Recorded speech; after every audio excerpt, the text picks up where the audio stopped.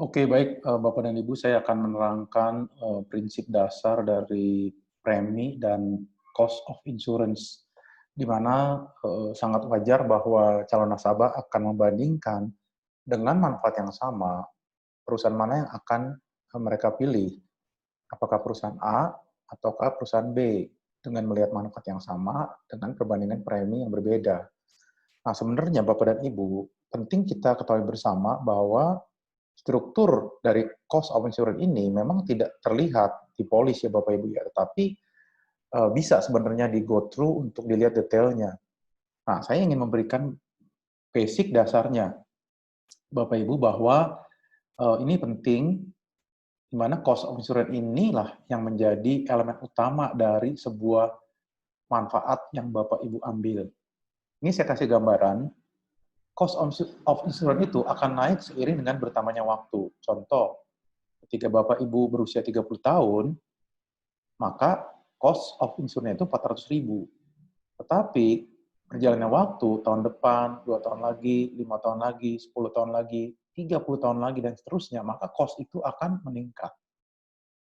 Nah, manfaat ini akan berjalan, Bapak Ibu bisa menikmati manfaat dari asuransi kalau cost of insurance ini terbayarkan, Bapak Ibu.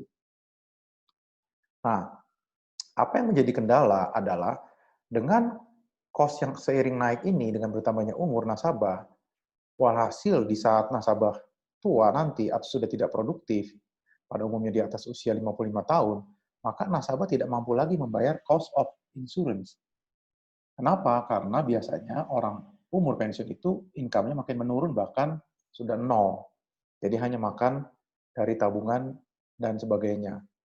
Nah, jadi cilakanya Bapak Ibu, ketika muda punya proteksi, tapi ketika tua malah tidak sanggup bayar premi sehingga lapse karena cost-nya tinggi. Nah, bagaimana cara perusahaan memberikan solusi bagi nasabah? Caranya adalah Bapak Ibu seperti ini. Perusahaan menentukan yang namanya level of premi. Jadi, instead of atau alih-alih membayarnya seperti kurva merah ini menanjak terus, maka perusahaan menetapkan satu angka, bayarnya flat saja, sehingga terjangkau dan terprediksi. Nah, ini yang kita sebut level of premi, Bapak Ibu. Nah, level of premi kalau di asuransi prudensial itu kita sebut premi berkala. Sama Bapak dan Ibu di perusahaan lain pun ada namanya, mungkin dengan term yang berbeda, tapi intinya adalah premi berkala, bukan top up atau saver. Nah, ini kita sebut premi berkala atau level of premi. Jadi si nasabah A ini yang berumur 30 tahun tidak lagi membayar 400.000 pada saat masuk, tetapi 1,2 juta. Mengapa demikian? Kita akan lihat di berikutnya, Bapak Ibu.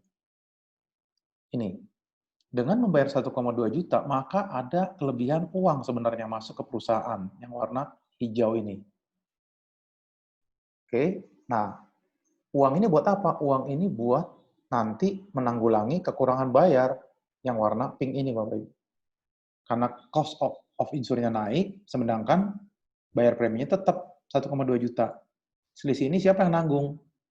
Nah, yang nanggung adalah uang Bapak Ibu juga yang sebelumnya sudah masuk duluan nih, di yang hijau ini. Nah, perusahaan asuransi seharusnya sudah menghitung bahwa arsiran hijau ini mencukupi untuk arsiran yang pink sampai manfaatnya berakhir. Contoh, manfaat berakhir di umur 75 atau 85 atau bahkan sampai 99 tahun. Ini diatur. Jadi kesimpulannya, dana yang terkumpul di awal di atas cost of insurance, yaitu yang hijau ini, akan digunakan kelak untuk membayar kekurangan dana saat cost of insurance di atas level of premi. Nah, nanti ada titik di mana cost of insurance sama dengan level of premi. Jadi secara grafik ini menyentuh. Di titik inilah maka cost itu sama dengan premi yang dibayarkan. Oke. Nah, ada beberapa perusahaan yang sengaja menurunkan level of premi, Bapak Ibu. Seperti ini gambarnya. Boleh nggak? Ya boleh saja. Ini kan kebijakan perusahaan, karena perusahaan yang punya hitungan di level berapa dia akan membebankan premi ini kepada nasabahnya. Nah, kita bayangkan, kalau level of premi ini diturunkan, apa yang terjadi Bapak Ibu? Maka daerah arsiran hijau ini menjadi sedikit. Bagaimana dia bisa menanggulangi daerah yang pink ini, area yang pink. Jadi dana yang terkumpul di awal, di atas COI ini terlalu sedikit, mengakibatkan polis akan lapse walau level of premi tetap dibayarkan. Jadi bisa kebayang nggak Bapak Ibu? Premi tetap dibayarin terus, lapse juga polisnya. Kan aneh tuh. Makanya di beberapa perusahaan itu, mereka melakukan ini dengan sengaja supaya kompetitif, supaya bisa menang di lapangan terhadap produk-produk dari perusahaan lainnya. Tapi apa yang terjadi, Bapak Ibu? Ada possibility di mana kalaupun dibayar terus preminya, maka uangnya nggak cukup. Makanya ada istilah, ayo lakukan top up lagi, lakukan tambahan top up lagi. Untuk buat apa? Ya buat menanggulangi kekurangan dari uang ini. Seperti itu Bapak Ibu. Jadi tidak selamanya yang lebih mahal itu lebih jelek, walaupun dengan materi yang sama. Nah ini kesimpulannya. Jadi beberapa perusahaan asuransi menurunkan level of premi demi kompetitif di market, yang berakibat tidak cukupnya dana di kemudian hari untuk membayar cost of insurance, walau masih tetap membayar premi berkala. Sehingga nasabah terpaksa diminta untuk top up dan sebagainya. Saya sudah menganalisa beberapa produk dari merek lain, Bapak Ibu.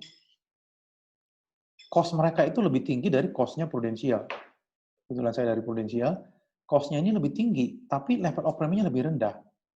Jadi sangat ekstrim ya. Logikanya kan kalau cost-nya lebih tinggi, level of premi-nya lebih tinggi kalau ngitungnya memang dengan metode yang sama, yang proper.